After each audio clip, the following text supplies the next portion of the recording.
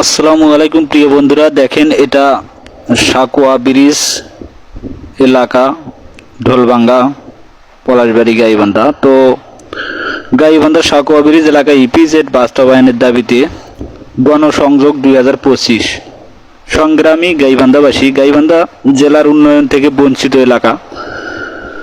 গাইবান্ধা শহর একটি পকেট শহর হয় ব্যবসা বাণিজ্য চরম অবনতিশীল। পার্শ্ববর্তী অন্যান্য জেলা শহরের তুলনায় গাইবান্ধা উন্নয়নের দিক থেকে পিছিয়ে পড়া একটি জেলা শহর। গাইবান্ধার পূর্বভূত জেলা প্রশাসক জনাব ডক্টর কাজী আনোয়ারুল হক গাইবান্ধা সাকুয়া ব্রিজ সংলগ্ন এলাকায় ইপিজেড করার প্রস্তাব করে সরকারের সংশ্লিষ্ট দপ্তরে প্রেরণ করেছিলেন, যা গাইবান্ধাবাসী সার্বজনীনভাবে গ্রহণ করেছিল।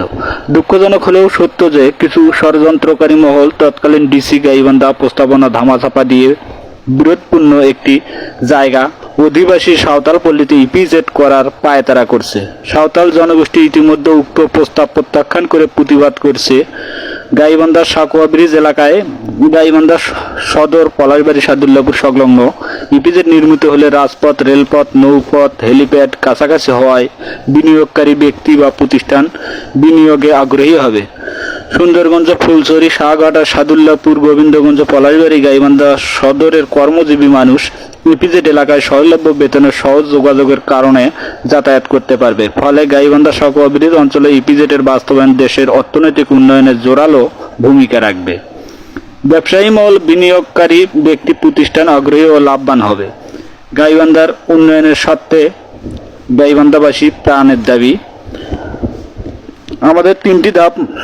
গাইবান্ধা বিশ্ববিদ্যালয়, মেডিকেল কলেজ ও পলিটেকনিক্যাল ইনস্টিটিউট চাই। গ্যাস সংযোগ দিতে হবে।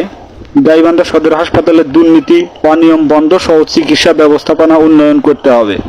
ঘাঘর লেকের সীমানা চিহ্নিত করে অবৈধ দখল মুক্ত করতে হবে। সংগ্রামী গাইবান্ধাবাসী, গাইবান্ধা জেলা শহর উন্নয়নের ধারা থেকে বিচ্ছিন্ন হয়ে পড়েছে। আসুন আমরা গাইবান্ধার পূর্বভূত ডিসি ডক্টর কাজী আনোয়ারুল হক সাহেবের প্রস্তাবিত গাইবান্ধা সাকুয়া ব্রিজ ঢোলভাঙ্গা এলাকায় ইপিজেড বাস্তবায়নে দলমত নির্বিশেষে সকলের ঐক্যবদ্ধ লড়াই গড়ে তুলি। ইপিজেড সহ উপরোক্ত দাবিসমূহ বাস্তবায়ন সর্বক্ষ গাইবান্ধাকে উন্নয়নের মূল স্রোত ধারায় ফিরিয়ে আনি। গাইবান্ধাবাসী কল্যাণ ও ঐক্যবদ্ধ লড়াই সংগ্রামে সম্পৃক্ত হওয়ায় আহ্বান জানাচ্ছি। আসুন আমাদের গাইবান্ধা জেলার উন্নয়নের জন্য আমরা সবাই মিলে একসাথে ভিডিওটি লাইক, কমেন্ট, শেয়ার দিয়ে সবার মাঝে সোশ্যাল মিডিয়াতে ছড়িয়ে দেই। আসুন না আমরা সবাই এক হয়ে আমাদের গাইবান্ধা জেলার ইপিজেড বাস্তবায়নে আগ্রহী হই এবং সবাই মিলে এক হয়ে হাতে হাত রেখে এগিয়ে যাই।